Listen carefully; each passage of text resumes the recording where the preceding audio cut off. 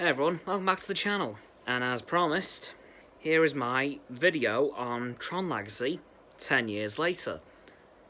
I've literally just finished watching the film 5 minutes ago, and oh my god, wow, what a film. Now, I watched this film basically as soon as it came out in 2010, and I fell in love with it immediately. It was so good. My 8-year-old mind was just blown to smithereens by how amazing it was. Let's start with Kevin Bridges. No, Jeff Bridges. Sorry, I mixed up his character name and his real name. Whoops. Jeff Bridges played 3 characters in this film. 3!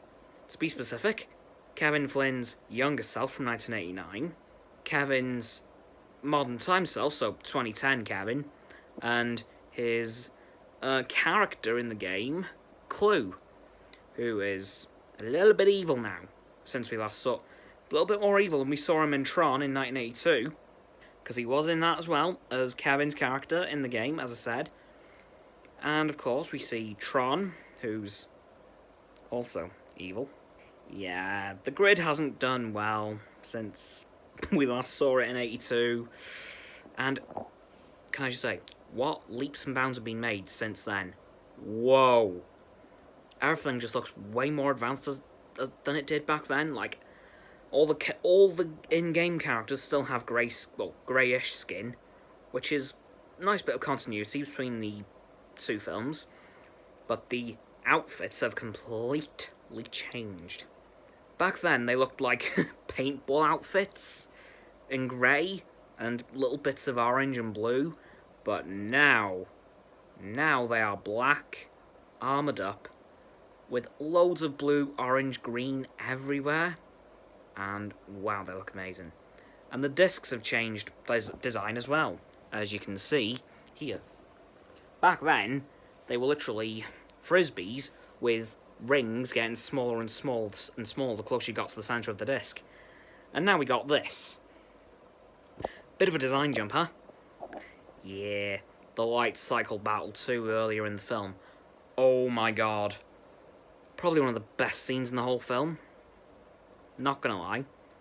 In fact, any scene involving a light vehicle, be it the light jets, the light runner scene, straight after the light cycle scene, the disc war scene where we meet Rinsler, who ends up being Tron, as we discover, because I've actually watched the original film from 1982 more recently than that one.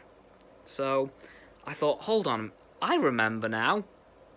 It's Tron! So I had that spoiled for myself immediately. Well done, memory. For once you worked. But all the actors were amazing.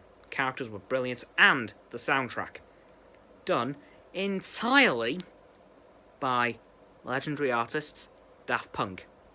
Yep, Daft Punk did the soundtrack for this film in its entirety.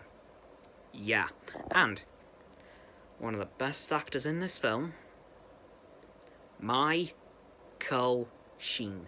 Oh yeah, one of the most famous Welshmen on the planet was in this film, who played the character of Zeus, former leader of the resistance against Clue, who was a really funny character, which links into Daft Punk again because they got themselves a cameo in the film in Zeus's bar, which, not gonna lie, was pretty cool.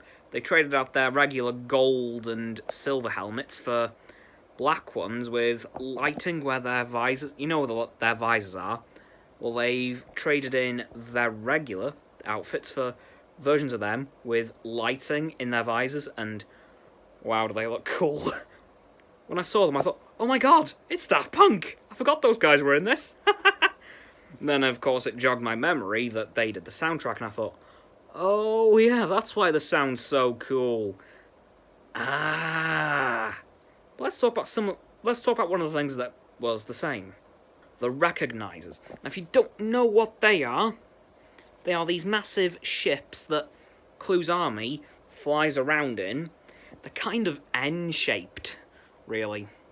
No, they are N-shaped. And the design is virtually identical to how it was back then. black with orange lighting, except back in the 80s it was grey with orange lighting, much like everything else. And the reason I decided to do this film now was because very recently, don't know if you've heard, but Tron 3 is finally in production. Now, there was plans for Tron 3 back in 2011 or 12. There was even a trailer made, but it got shut down. But recently, it's been revived. And this time, we have Jared Leto playing the main character, whoever that may be. Now, in case you can't quite remember the name Jared Leto right now, I can remind you. He is the lead singer of 30 Seconds to Mars, a pretty good band, may I say. And he was the Joker in Suicide Squad. Remember him now? Yep. That was a film. Pretty decent one, not gonna lie. But his portrayal of the Joker wasn't brilliant, but I am excited to see what he pulls out for Tron 3. Which takes me to my next thing. Time to wrap up this first video in this series. Hope you all enjoy. If you have any suggestions of a film for me to watch, put it down in the comments and I'll answer you, letting you know how recently I've seen it and if it'd be worth me doing this, because what I like to do is films, what I'm hoping to do is films I don't quite remember. So put a film down in the comments and I'll let you know how recently I've watched it and if I'll do it. So, don't forget to like this video, subscribe to mine and Roxanne's channel, as she will be editing all my videos and has been. Don't forget to comment, because why not, and to suggest any films you want to see. Don't forget to follow me on Facebook at Astounding Cameron, all one word, and Twitter at Astounding Cameron, 2 separate words. And don't forget to share this video with all your friends so they can join the infinite loop of liking, subscribing, commenting, following, and sharing, and around, and around, and around, and around, and around that loop, and I will see you guys tomorrow. Goodbye.